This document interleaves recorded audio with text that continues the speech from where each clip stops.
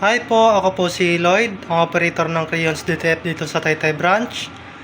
Last week po, ginamit po ito ng 6 na araw na may total na 130 meters na naran.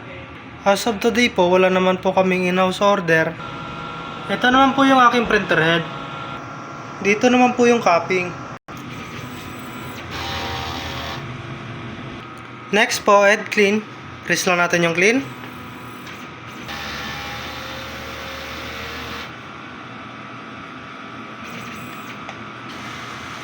Pagkatapos ng head clean, punasan natin yung wiper.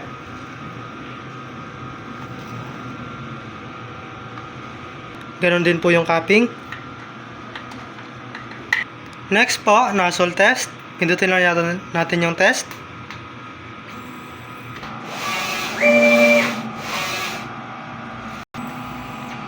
Yan po, kompleto naman po yung kulay. Ang ink system level po ay tama lang. Ang waste tank naman po ay nililinis tuwing Sabado. Dito naman po yung ground wire. At dito naman po yung EVR. Dito naman po nakalagay ang aking mga stocks.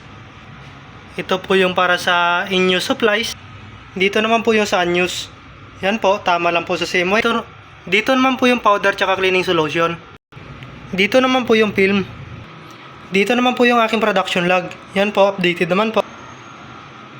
Dito naman po yung consumable monitoring. Ito yung para sa cyan, magenta, yellow, black, white, film, powder, cleaning solution, at green solution. Dito naman po yung aking daily checklist. Yan po, updated naman po. At ito naman po yung aking weekly checklist. Yan po, updated din po. Yan lang po, marami pong salamat.